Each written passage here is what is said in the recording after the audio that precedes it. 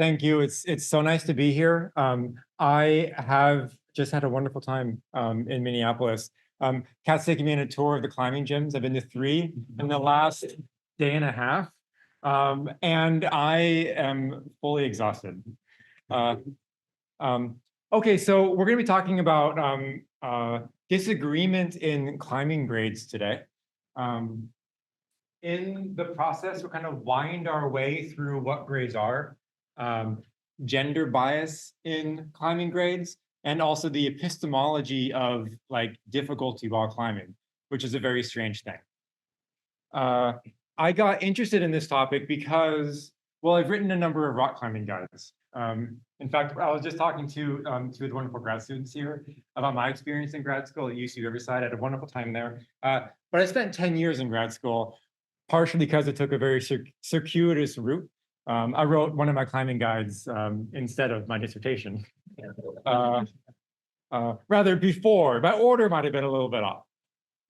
All right, so who here has been climbing before? Wow. Okay, some questions. Do you know how hard you climb? Okay. Who else? Do you know how hard you climb? V9, all right. How hard do you climb? V8, V9. Yeah, nice. Anybody here a runner? Do you time your runs? Yes. Yeah, and you probably know how quickly you run certain distances. Yeah. Yeah, runners time their runs. That's how you kind of measure like your ability and how difficult a run is based on the time. And difficulty grades in climbing play a similar role. It's how we kind of like evaluate, of course, the difficulty, but also it's like our sense of self-worth sometimes. Improvement, it's how like climbing careers are made based on how hard you climb. Just as runners will base a career on how quickly they can run. And so they play this very like central role in climbing as a sport and as a community and as a lifestyle. And yet nobody, like there's very little discussion about what they are exactly, and they're quite weird. So that's what we're going to be talking about. We're going to start with an example. So, Yeah. what? Oh. This is a climb called box therapy. It's a just crazy boulder in the middle of nowhere in Colorado. It's like miles out. It takes hours to get there. And last summer, which I realize is not this last summer, the summer before last, Katie Lamb climbed it and kind of made headlines all around the world because she was the first woman to climb V16. That's the grade. Before she had climbed it, the first ascensionist, Daniel Woods, had called it V16. The next 3 people to climb it called it V16 as well. Right after she climbed it, a few months later, Brooke and Sean Rabitou, also amazing climbers, they completed it and they called it V15. So you've got disagreement here. Then 2 of the climbers who'd already done it and called it V16 changed their mind. And so if you're keeping score, it went from 4 climbers for V16 to 4 for 15, 2 for 16. And I want to treat this as like the motivating example here. Both why would climbers disagree about how hard it is, and also why would a climber change their mind about how hard it is over time? Isn't it pretty? Okay. I'm also going to kind of apologize in advance. I don't know why I did this, but when putting these slides together, I really embraced this like maximalist aesthetic. And so they get a little wild at times, and I'm not sure I'm going to stand by all the decisions I made. Okay, so in evaluating difficulty in sports, you have some sports that look at objective measures of difficulty. You know, for weightlifting, it's like how heavy are those weights? And they're objective. I mean, they are, I suppose, not universal insofar as if you were to lift these weights in the moon, there would be a different difficulty associated with it. But we're still kind of measuring something that's objective, that's independent of us. If you're running, same deal. We're talking about time here. That's independent of any person. Climbing doesn't work like that. There's no like difficulty detector. There's no apparatus that can tell you how hard a climb is. It's more like, although it's not like, it's more like something, it's more like gymnastics, where difficulty is based on these evaluative judgments. Even there, it's actually quite different because gymnastics, just the way that the kind of system they use to evaluate difficulty is very formalized and hierarchical. So you have these kind of gymnastics federations that will kind of take all of these different, what are they called? Movements, and they'll kind of give them difficulty values. Which is a judgment, right? Like, is 2 flips and a twist harder than 2 twists and a flip, right? Sometimes the raw description will let you know what is harder. 3 flips is harder than 2, for example, but often there's going to be a judgment involved. But that judgment, that process is formalized. Climbing is like trying to find, kind of similar sports. It's more like whitewater rafting. Where you've both got evaluative judgments, but also there's no formalized process. And so it's highly decentralized. The kind of community norms are anybody who has done a climb, like has a legitimate claim to weigh in on the difficulty. There's not a whole lot of literature on climbing grades, at least in philosophy. You find some in kind of like, from the like a psychology or kind of sports kind of training side, you find a lot. There's a little bit in the technology side, like using AI to help kind of like determine the difficulty. But of course, that's not used to replace people. That's actually, they validate those models and how closely they mimic human like evaluations. So there's really only 2 pieces of philosophy written on climbing grades. One by, in this kind of blue volume, came out 10 years ago. Graziano, I think he's a lecturer who I don't know if he's even in academia anymore, wrote an article on grades. And then Bill Ramsey over at UNLV now has an upcoming piece on grades. And that's really it. So it's kind of fun both to, be one of the first, anything I say is like there's space, but also I don't have enough people to disagree with, which is a little irritating, actually. Okay, so we're going to talk about these grades, where they came from. So, of course, a grade is like a way of measuring difficulty. We have 2 main ones in the US, and everything I say about them will apply to the other kind of major international grading scales as well. The Yosemite decimal system was developed in California, kind of across California, actually, Southern California and Yosemite. At various times, kind of went through a few stages. So in the 1930s, a bunch of Sierra Club hikers wanted a way to talk about like how hard a hike was. And so they kind of made these classes, 1, 2, 3, 4, 5. I'm going to build a grade as I do this, I suppose. There's the 5. 5th class, you need shoes and a rope.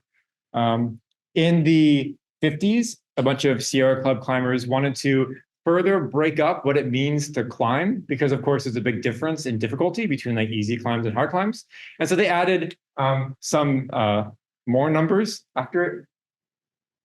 We'll go up to 10, although initially 5.9 was the highest.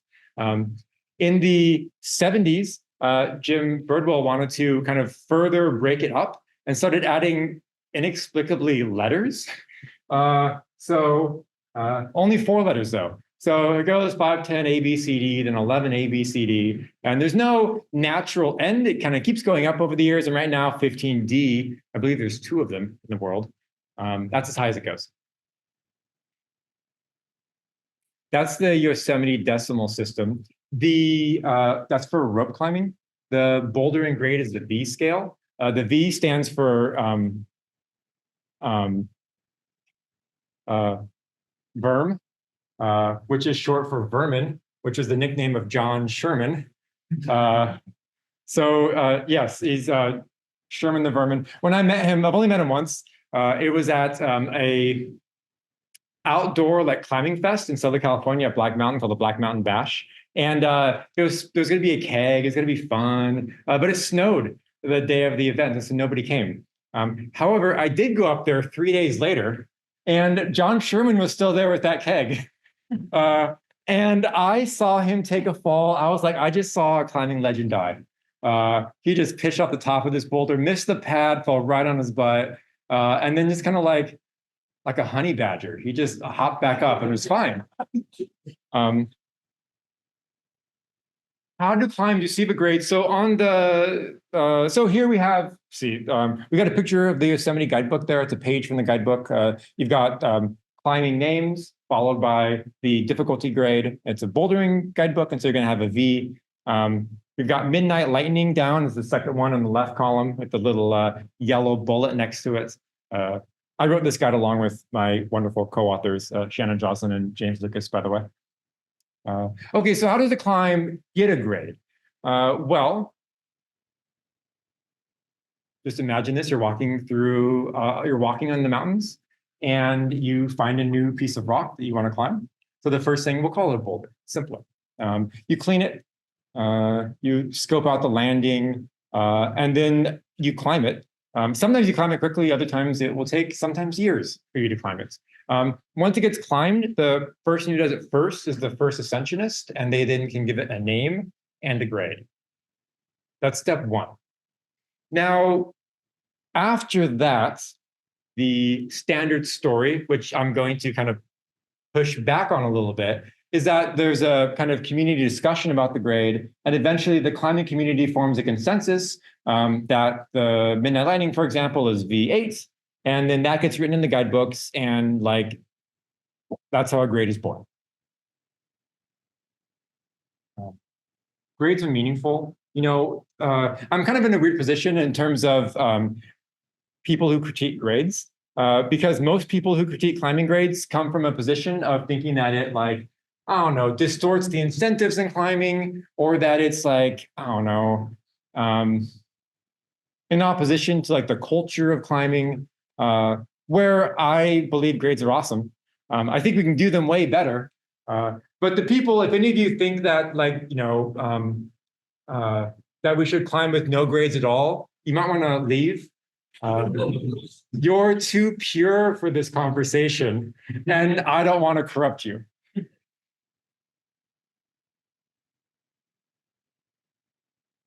Now, the kind of current discussion of grades when it comes to like the philosophy of grades, you find this in the academic literature and also just kind of casually among climbers, is to ask whether or not grades are objective or subjective. And I think it's kind of just a unhelpful distinction to make, because subjective and objective can mean so many different things.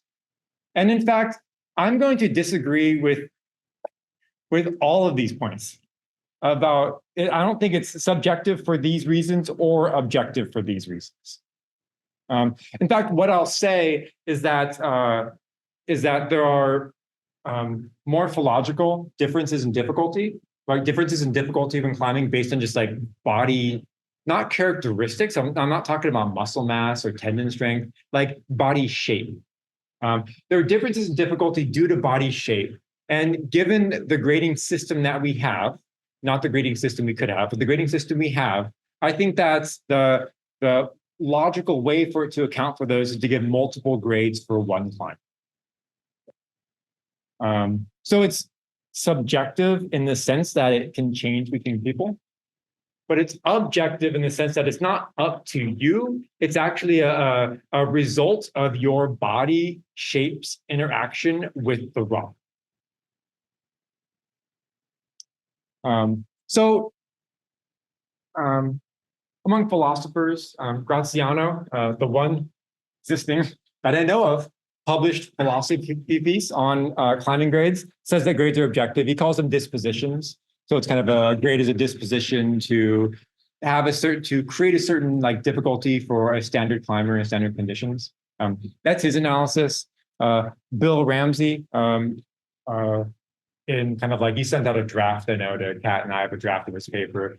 He argues that they're objective as well, kind of like temperature. This is kind of main like what is that, analogy. That's it. You know, so there's a little bit of literature of this guy Draper out of New Zealand talks about grades being subjective, but they gain additional objectivity as people talk about it and confirm it. And I'm always kind of curious, like, what does it mean to gain more objectivity? Again, I think he's trying to say that, like, you know, you remove uncertainty when you get people agreeing, rather than it is objective.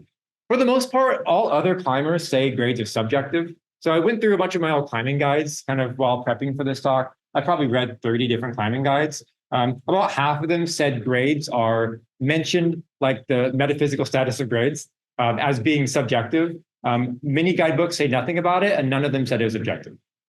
So this is where we are. It's like kind of a mess, which is fun to like start making distinctions and clearing it up. Here we have Dave Graham, great climber. We've got two quotes here. Can you even read the second one? I'm gonna close this. We've got two quotes here. One of them, the first quote, these are 2 years apart. The first one, he kind of suggests grades are subjective. You know, my art is my art. That's a subjective concept right there. And the other one, he tends to suggest that they're more objective. He talks about like the mathematics of grades. Of course, you don't have to have like a consistent philosophy to be a great climber. And so it's kind of like I don't know, I think of it like a opportunistic pragmatism when it comes to grades and the kind of concepts he uses to explain what it is he's doing. He's got hundreds or even thousands of first ascents. So he's graded many climbers. He knows what he's talking about in a sense, but we're going to try to help work on the language for how to articulate that. By the way, how long are we here? Oh, okay. Well, it's a good question because it's started a little bit later. The 4:35 would be probably later. Okay. I can sometimes like hearing the sound of my own voice, and I'll rein it in though. Okay, what is difficulty exactly? Climbing grades are not measuring like some kind of absolute difficulty. It's all comparative. And so you're comparing the difficulty, kind of like a ordered ranking of difficulties. And if you call a climb V4, you're saying it's easier than the V5s and it's harder than the V3s. It's kind of on par with other V4s. But of course, you have this question, difficulty for whom? Right? So here on the right, this is from the Instagram account Tina Climbs Things, a climber out of the UK, who does these like comparison videos. And as you can see, she's doing a lot more climbing than the guy on the right. He's just paused there. Here we go. Now we're back at it. And in fact, for this particular climb, it adds a new hardest part in the middle there that the climber on the right just reached through. So difficulty for whom? Well, clearly, it's humans, not snails. We don't care how hard it is for a snail to climb a rock. We're talking about difficulty for humans, and then the question is, well, for humans as a species, or should we divide up humans in some other way? And I'm going to say we need more categories here of humans. We're going to look at some examples. I've got two. So one, this is Midnight Lightning again. It's a contender for the most famous boulder problem in the world. It's in the middle of Yosemite Valley. I'm on the left. Lynn Hill's on the right. This is a classic video of her climbing it. I pause myself when I'm not doing anything, like right now. So up until we reach the lightning bolt hold, I'll tell you where that is. She climbs for 30 seconds and I climb for 15. There is a lot more that she has to do to reach the same point. And it's not about climbing speed. Once she reaches this hold, that's the lightning bolt. Now we finish up the climb at exactly the same rate. So again, difficulty for whom? Lynn Hill's a lot shorter than me. I don't remember her height. 5'4". Okay. So I got 6, 7, 8 inches on her. And you see it there, because I can reach through moves that she has to do multiple, she has to break up into multiple steps.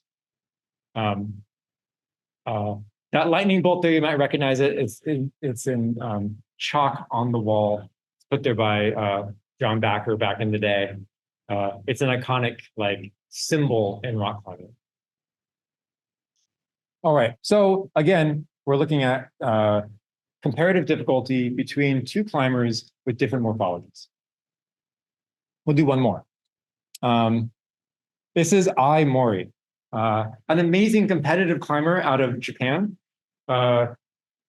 She's really short. She's 5'1", and I don't know if any of you watched the Olympics, but she had a very difficult time on one of the boulder problems in the Olympic finals. It's actually quite sad. We're going to watch just a few seconds of it on the right here. She just does this for like the whole time. Just more of that.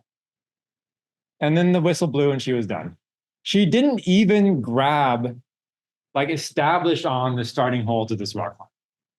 She's 5'1". It's a big leap for her. If you look at this move based on height, the top in the finals, the 4 tallest climbers did it first try.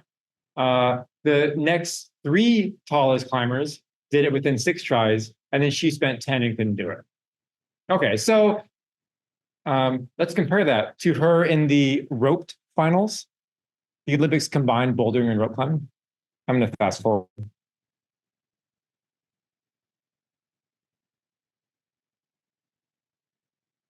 Here she is just finishing up. So she does the lead climb.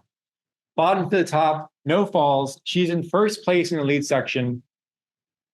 7th place in the bouldering section. So again, the question is, which climb is harder? The lead climb or this run and jump? For every other climber, the run and jump was easier. For her, the lead climb was easier. So again, comparative difficulty for whom? There was the sensationalist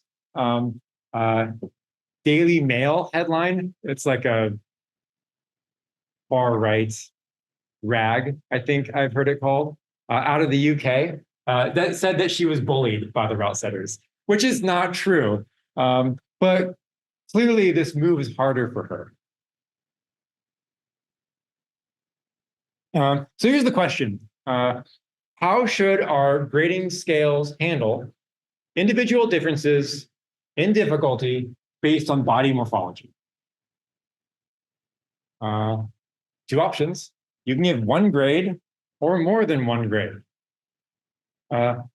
Most climbs in most guides only have 1 grade. Sometimes it's because everyone agrees on the difficulty. Other times it's like a principled decision on the part of the guidebook authors to only include 1. But it's also not uncommon to have multiple grades, like we see here with this climb, Polished Excuses. This is in the Black Velvet Canyon at Red Rocks. I'll actually have a video of it later, where you can see the guidebook gives it V4/8, which is quite an extreme difference in grade for a guidebook. And in fact, I don't think I've ever seen another guidebook that gave this big a difference. But sometimes you see it more often in crack climbing. In crack climbing, you got a crack and you put your hand in it. And if your hand fits, it's much easier than if your hand doesn't fit. And sometimes it can lead to a complete inversion of grades. So climbers with smaller fingers will find finger cracks to be easier than wide hand cracks. Given the way grades work, the wide hand cracks often get the lower grades. And so here you find, for someone like me, you've got 1 climb will be a 5'9", another would be a 5'11" finger crack. And then for a climber with smaller fingers, those difficulties will be completely inverted. Again, difficulty for whom? This is not a new question. It's one that's not talked about very often, but Jim Bridwell, who added the A onto all of our YDS grades, commented on it in the 70s. He says, this is the biggest issue. And I think this is the biggest issue because unlike a bunch of other factors that can influence difficulty, like finger strength, like core tension, like your sequence, what we call beta in climbing, like your technique, your ability to drop knee, your back steps, your shoes, the number of pads, how afraid you get. All of these things are changeable. Sure, there's some people that are genetically predisposed to have stronger fingers, but it's at least something that a climber can do to improve their standing in these ways. If the thing stopping you from climbing a climb is your finger strength, you can train finger strength. You can get more pads to make it safer so you're not so scared. If you get scared, climbing is a lot harder. This is what makes Alex Honnold so amazing.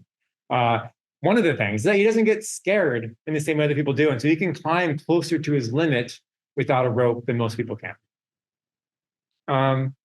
But like the physical shape of your body is not changeable, at least to an adult climber.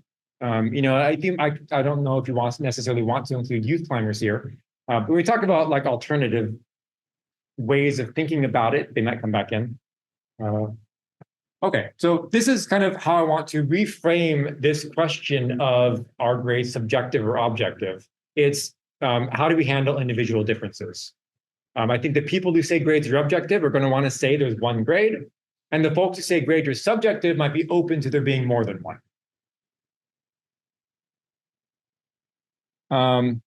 Okay, again, where do grades come from? And once you answer that, you're in a position to now know who decides which morphologies get ignored if you're going to privilege one morphology over others. This story here about where grades come from on the left is very standard. So this is what I learned as a kid. Like a lot of things I was taught as a kid, it's not accurate.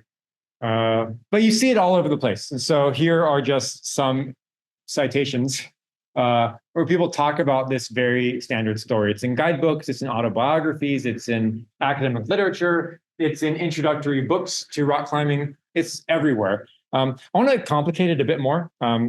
In my experience, writing guidebooks, the right model actually fits better.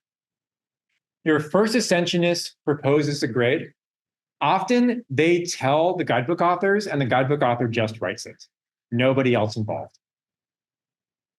This is not true, I think, for old established areas, but take an area like Lake Tahoe. So Lake Tahoe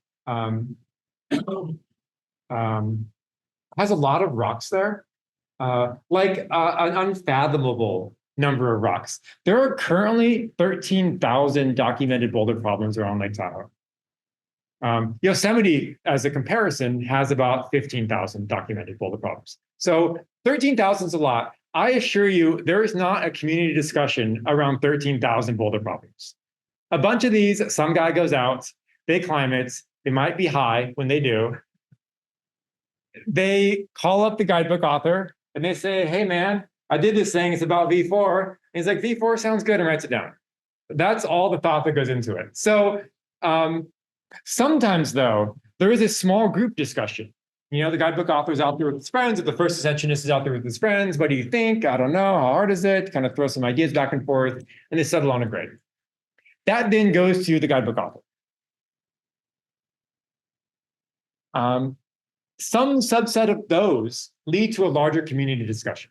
So I think community discussions do happen. They're just actually quite rare given the number of climbs that exist. And in my experience, when you ask a bunch of people how hard something is, you do not get agreements. You get at least 2 different grades, if not 3 or 4. So this idea that grades are the result of the consensus, I think that is maybe it's an idealization for sure. And I think it's true-ish, or at least more plausible when you have a morphologically homogeneous group of climbers who are in this discussion. Then the guidebook author gets that grade. There's this notion that guidebook authors act as scribes. They just write down what they're told. That is not what happens. There's a lot of editorializing that goes into writing a guidebook. You're actually like adjudicating these disagreements, and also if I don't know, we tend to think we're like know better than the rest. And so if you disagree with what other people said, you'll just write what you think the answer is.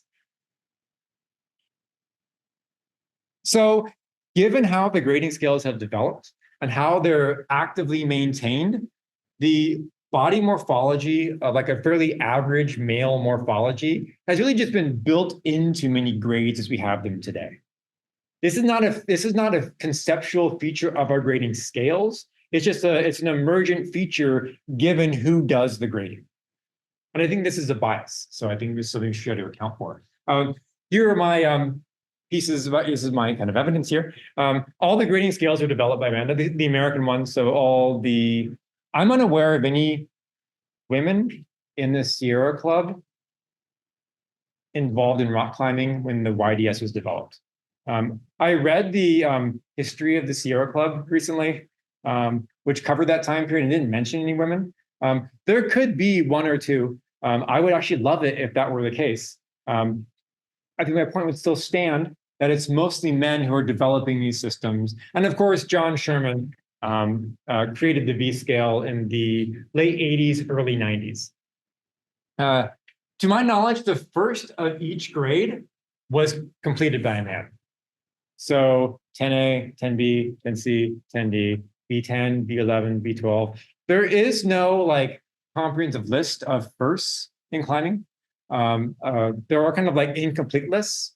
And again, to my knowledge, I don't know of a woman who has ever done the first of a grade. By the way, if you have questions, you can raise your hand anytime. I forgot to say that. Most guidebooks are written by men. There's no list of guidebooks, but you can go and kind of see what's out there. I looked at Amazon.com, which has a pretty wonky selection of like out of print guides.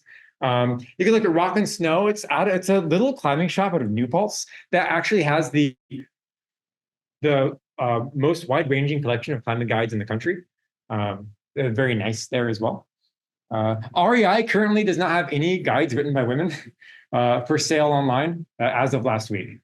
I used to have two because two of mine were on there, and I've worked with Shannon for two guides, and we're working on a third currently. But their purchaser went on sabbatical, and they sold them all out, and they're not for sale anymore. They'll be back. Point being, mostly men who are doing this part of who are kind of playing this role in this process of grading. Almost all first ascents are done by men. There's no comprehensive list of first ascents. And so what I did is I looked at all the first ascents in the guidebooks in California. Of the 16 guidebooks for areas in California, 5 of them list first ascents, many of them don't.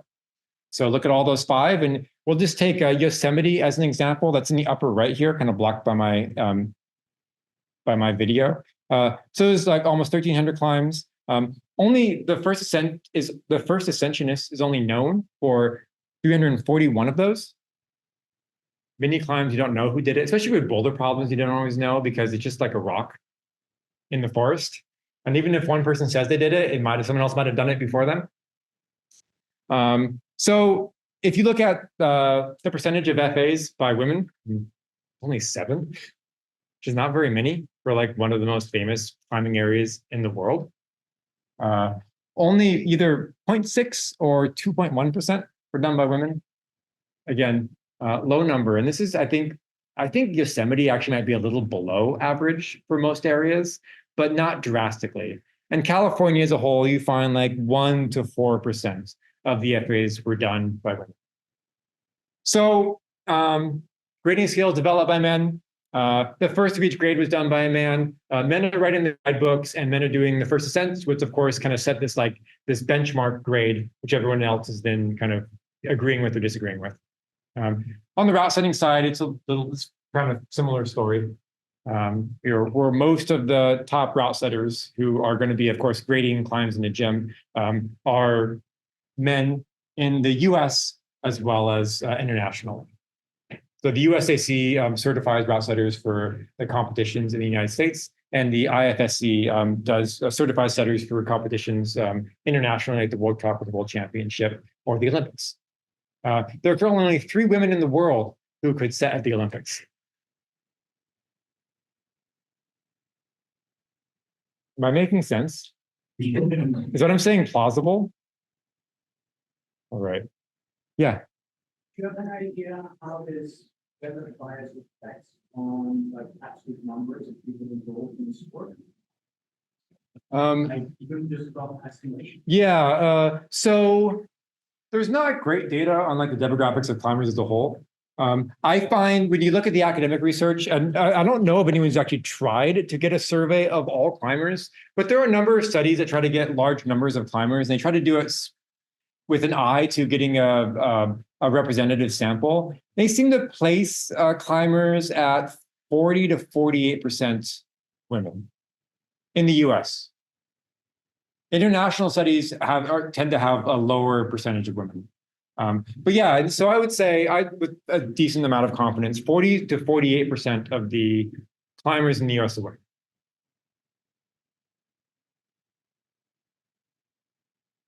Okay, so well, going back, what this is one way of, if your goal is to have one grade that somehow accurately measures the difficulty of a climb, there are kind of three ways I see you can go about that. So you're trying to like abstract over these individual differences. And the first way is to just ignore them in some arbitrary way, like socially men do most of the grading. So we'll just have the average male body be the kind of default morphology for grading. That's one. I mean, if I say arbitrary in there, I'm a philosopher. The philosopher says arbitrary, you know, it's a diss, right? So I don't think it's not a principled stance. I think this is just a description of the grading as we typically see it today. Two other options. You could try to think of grading as an average difficulty. I will say, just like empirically, this is not what climbers see themselves as doing. I have never seen someone in print say grades are averages. It might exist out there, but the language you find is grades or consensus.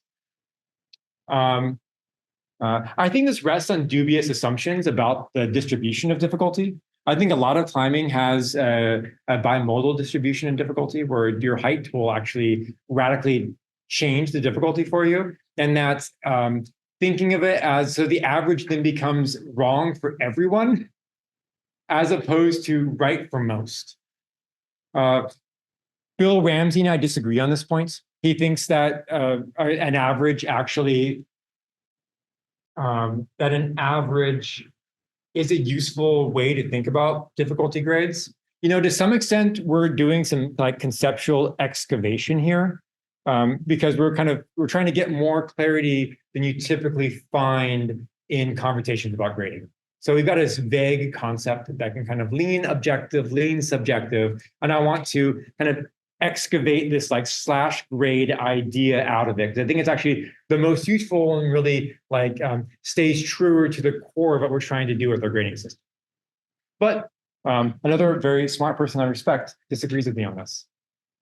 I also find that an average grade is not useful in practice. So there are apps that will give you an average grade. Haya is an app, kind of like, it's like a social media but for rock climbing. And it will give you an average grade, and most people ignore it because they think that the average grade is useless because what they want to know is how hard it is for them. Another option, you can try to identify an ideal climber. You know, you can talk about like a standard climber. Another way of doing it is an average climber. So instead of talking about difficulty itself, you're now trying to identify some kind of core climber that you use as your default for grading. I think that it comes out of the various types of idealization that you find in grades. For example, grades are based on ideal conditions. So if you, climbing, you're grabbing small holds with your fingers, right? If it's hot, your fingers sweat and water's slippery and it gets really hard and also not very fun. And so climbers are often waiting around for those perfect temperatures, which we actually have right now outside. So difficulties based on ideal conditions like weather, your sequence or your beta. So you can do a climb inefficiently, but that doesn't affect the grade of the climb. It's meant to be graded on the most efficient method possible. You grade it based on like ideal, like safety. If you try to climb something as tall with like one pad beneath you, bouldering, if you boulder, you don't have a rope. You just have these like big foam pads. They make you look like a kind of weird person when you're walking and people always ask you, what is that for? It's like gymnastics mat. You put it on the ground. And when professional climbers do the very tall, scary bouldering, they'll have 25 of these sometimes. And a typical climber carries one, maybe two. So they're getting a lot of buddies together for this. And it's going to make it a lot easier for them because they're not afraid of dying because they've got 20, they had 15 people donating their pads to this ascent. The grade is based on that, 25 pads. It's not based on the person going out there by themselves. So you have a number of idealizations that are kind of built into the way that we grade. And so you might think, well, we can idealize the body as well. And you just can't do that. There's no ideal body in climbing. Different movements really different bodies lend themselves to different movements. And none of them are kind of better or more optimal or more efficient or more ideal as a whole. Also, if you base your grades on like a 6-foot tall climber like me, which I've done in the past. And so like these criticisms of grades are also criticisms of me previously. If you base grades on me, then someone who's 5 feet tall, like not only is the grade inaccurate for them, but it's necessarily inaccurate for them because it's not possible for them to change their height. I don't think we should be making a grading scale that is necessarily wrong for a large contingent of climbers. One more option I've heard. I'm going to skip this. I have more things to say. Okay, what I think we should do is to really embrace slash grades. Polished excuses, extreme example. Here's the climb itself. It's right near Wet Dreams and Atlas Shrugged, if any of you have been in Black Velvet Canyon. Is that we should just embrace that morphological differences lead to differences in grading. And so they're not so much we started with disagreements in grades. I think a lot of them are not disagreements so much as just differences in grades. They're only disagreements if you assume there's a right answer. And I think that there is a right answer sometimes. I believe that I call them morphological peers. There will be a right answer there. It's not up to the person, but it's also not universal. So these kinds of climbs like this, where morphology affects difficulty, I think are not fringe cases, but they are really core examples that should be built into the system. Yeah. Talking about slash grades and double grades, do you mean that there should be only 2 or a handful? I guess how many slashes are you trying to get? What is the parameter of slashes that you're arguing for? Yeah. We're gonna get like infinite number of grades. I think that so grades are also meant to be useful. And if you have too many divisions, it stops being useful. I think for most climbs, 1 to 3, I think 1 to 2, honestly, really does the job well. Yeah, but I'm open to more. It really depends on the climb. Yes. Well, circuits, and like circuit grades that are Yes. to encompass a range, because I could see how that answers this question and perhaps is in some ways a more elegant solution, but it also leads to the problem where the circuit then just becomes a surrogate for the grade, and what was once a B4 to B6, we call it, I don't know, a 1 or a 2 or whatever the circuit name is, and then that just becomes a singular grade and the same problem is just repeated. Do you think that is, do you think there's a difference? I guess the question is, do you think there's a difference between slash grades and circuits, or are they really just 2 species for the same thing? I think they're different. I will say more about that at the end. Yeah, I like circuits. Like I wrote a book with no climbing grades in it at all, just colors for circuits, which is to my knowledge the only guidebook in North America that has done this. It was controversial. Okay, so I think that slash grades like this, when morphology affects difficulty, slash grades are more accurate in that they accurately like measure the range of difficulties for different bodies. I also think that we more or less, I see it as we're already indexing grades to humans, and we're just kind of adding more categories of humans here to the mix. Are you also going to specify what morphology is changing in grade? Because we're talking a lot Yeah. about height, Yeah. but wingspan, be another one. right? Yeah. Fingers, and then you get into cracks, and I think we just have to put the size of cracks into the grades. Yeah. Right, like you should just measure the crack, the width of the crack. and put that. Let people decide How hard it is. But yeah, then have you thought about like, are you gonna define morphology? Yeah, I think it's gonna be the way I've been thinking about it, and I'm open to kind of like suggestions here, is I've been thinking about it in terms of morphological peers. And it's going to really depend on the specifics of a climb. And so the features I tend to think about are height, span, finger, and hand size. I'm not opposed to other. I feel like if you start adding more in, then you're kind of getting more fine-grained than we're actually able to measure at all. And so it's not necessarily helpful. But yeah, those are the features. Yeah, someone sent me a video a while ago that said it's like on a bulletin board at Indian Creek that said number 3 cracks, 3-inch cracks are sexist. Because they're hard for people with small hands, like women climbing with small hands, and they're much easier if you got a bigger hand. So I thought that was really funny. Completely. Yeah.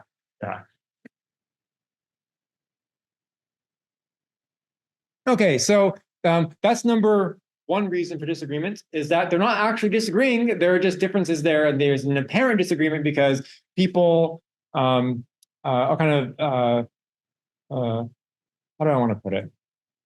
They are assuming that there's only 1 grade for a climb. I want to talk a little bit. I'm going to go briefly through this about the epistemology of grading. It's a very odd thing to do for anybody who's done much grading in your past. It's a skill, right? Because not only you're trying to give a number, a grade to like an athletic achievement, but you're not trying to describe necessarily or measure your experience because of all these idealizations, right? And so if it's hot, you have to like account for that. And if it's a first ascent, you have to account for the fact that other people will probably find more efficient ways of doing it. And so when I was putting up a first ascents at Black Mountain, when I was not writing my dissertation in grad school, I would, as a general rule, take whatever I thought it was and subtract a grade on the assumption that later climbers would have an easier time than I did. And generally, I found that to work for the most part. Climbing is their only epistemic access to difficulty. You have to like climb it. There's no grade detector. You can't get a ruler out and measure edges. The only way you know the difficulty is to actually do it. And for this reason, it's kind of like a norm that you don't really have a legitimate claim to having knowledge of the grade until you've done a climb. I don't know if that's even a good idea, but that's why that norm exists, is because climbing is their only access to difficulty. Often climbers are really surprised when they do something, like how quickly it happens. So even the best climbers, not able to necessarily predict how long a climb will take them. And climbers will often lean on because it's this process, this like introspective process of monitoring your own experience of difficulty when climbing is so complicated. Climbers often look for surrogate objective features to like make sense of the difficulty, such as how long it took them to climb it. It took me 3 sessions, therefore it's probably V8. And of course, length of time is not supposed to be a part of grades, but this is just trying to give an example of proactive step climbers make to try to get more confidence on a kind of inherently low confident practice. This is just last week. Will Bosey is one of the best climbers in the world. He's the only climber to climb 4 V17s. That's the hardest boulder problem that exists. And he says he has no idea what it means. So I tend to lean on the higher levels because that's where the conversations happen in the media. nobody in the media is like writing a story saying, hey, these two people disagree about this 10A. But all these points apply to lower grades as well. And here's my notes. My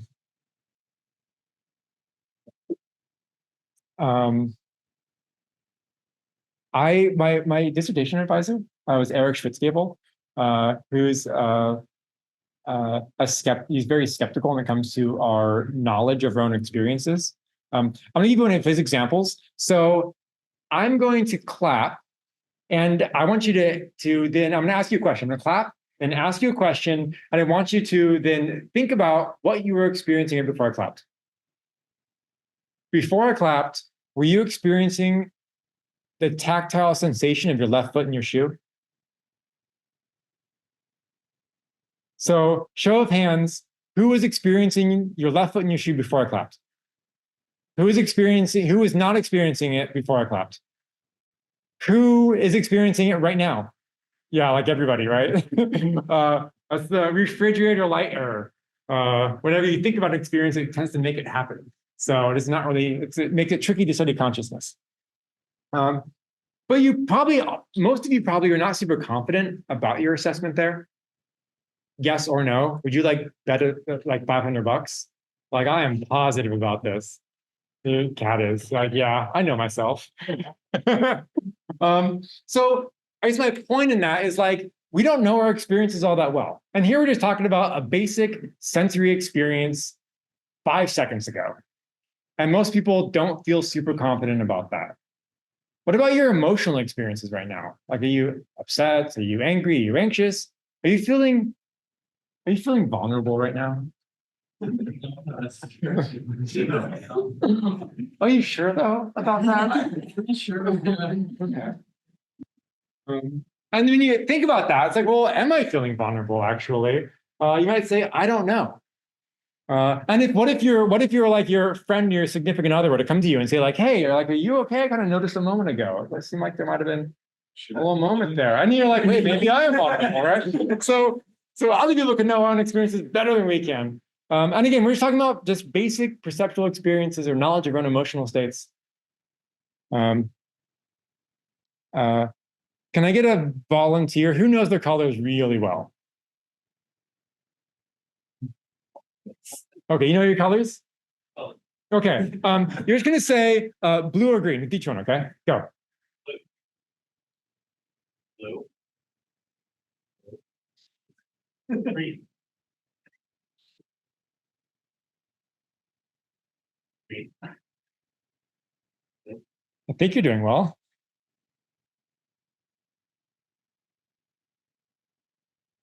Well, you are an outlier. I guess those people are wrong.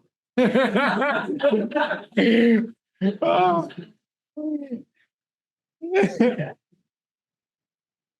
Just as there can be only one grade, there can be only one color. So again, here we're just talking about basic perceptual experiences. And I just learned that this is something you often talk about with this weird blue purple statue. Raise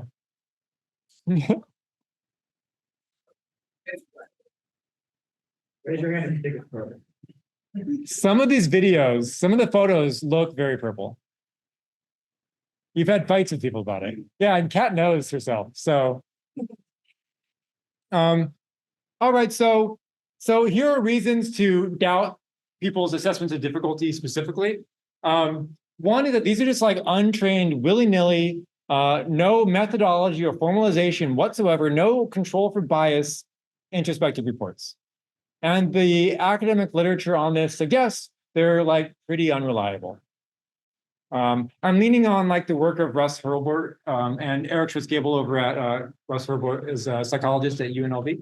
And he kind of does these, like, he has this experience sampling method that's meant to bring out differences rather to, how do I put it? I was looking for a pristine experience to really understand biases in reports. And the kind of reports that are involved in grading are the worst kind. There's also all sorts of errors in self-attribution and self-assessment bias and group effects here. And this is the part that there's no literature on climbing specifically. And so I'm going to give argument by quote and shirt. The quote is again Bridwell. His essay in the 70s is called "The Innocent, the Ignorant, and the Insecure." He thinks the innocent, he's talking about grades specifically and downgrading. He thinks the innocent are not an issue because they're pretty rare. We don't need to worry about them. The ignorant can be taught, but the insecure are really the largest issue when it comes to grading. When Bill Ramsey sent his article, which is not published, to a climbing editor, see if he can publish it in a climbing magazine, the editor wrote back saying, "I want you to talk more about ego and the impact of ego on grades." Again, grades determine careers, self-worth. It's there's a lot of incentive, even unconsciously, to upgrade. And finally, shirt. So I didn't realize this is the shirt I wore yesterday, and this is me trying to take a selfie in my hotel room today. I feel like I captured the awkwardness of the moment pretty well. It says, "No soft roots, no soft egos." And this shirt was a one-off creation of Sydney McNair, I believe, who's one of the only 2 women who's a level 5 route setter in the US. So one of the top US route setters made this shirt because ego is a major issue in route setting as well. So that's one of the biggest sources of bias. And also, when you're climbing, you're in that flow state.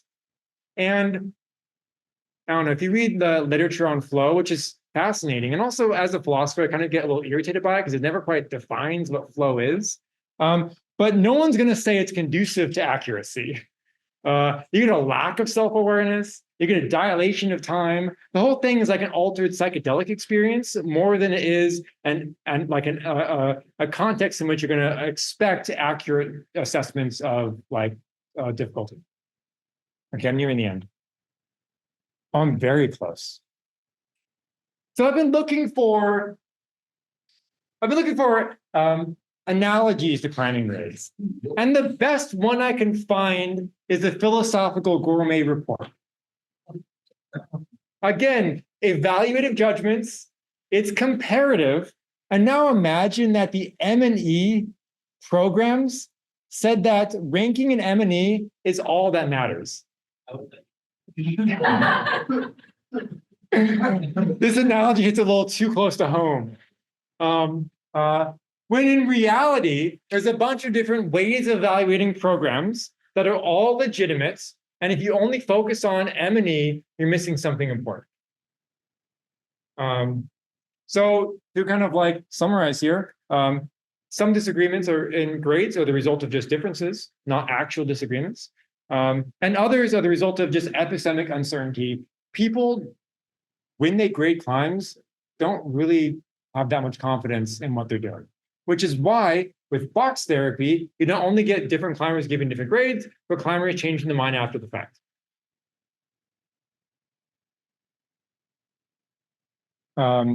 Last slide here. I know we're about out of time. I apologize for that. Here are my suggestions. We should embrace slash grades. If a climb is harder for a climber's different size, we should just report that in grades. This requires having a diverse group of climbers consulted in grades, which is actually quite difficult to do. I find when I'm out doing the nitty-gritty work of guidebooking, I'm like running around Yosemite with my computer. It's often just me, or it's like a group of men. This is just the world that I live in. It is much more different. I think women are less often parts of that particular part of the process. And they're also less willing to like disagree with existing grades. And so it takes a lot of work here to make this happen. I think we should support women in FAs, in writing guidebooks and in route setting. In fact, on my walking across the bridge on campus here, I was on the phone with a route setter from Germany who's a part of a panel at a trade show in Germany next month and wanted to ask me about like my thoughts on like how to get more women in setting and why the percentage is so low. So I'm very much like like not just saying this, but like I believe in this and I'm taking the steps that I can to try to support women in these roles. I think as an intermediate step, we should embrace personal grades. Each person should grade the climb themselves. I actually think that this is not true, that a grade is up to you, but grading is a skill, and it's a skill that not very many women have, and the way to gain it is to do it. Alternatively, you can do circuit grading or grade ranges. We have 3 examples here. On the bottom left, we have my guidebook to Black Mountain. It has no grades in it. Each color corresponds to a grade range. In the middle, we have grades from Mosaic, a climbing gym in Berkeley. And to the right of it, we have the grading kind of range, color range for the boulder field in Sacramento. You find it in gyms more than you find these kind of circuits or grade ranges outside.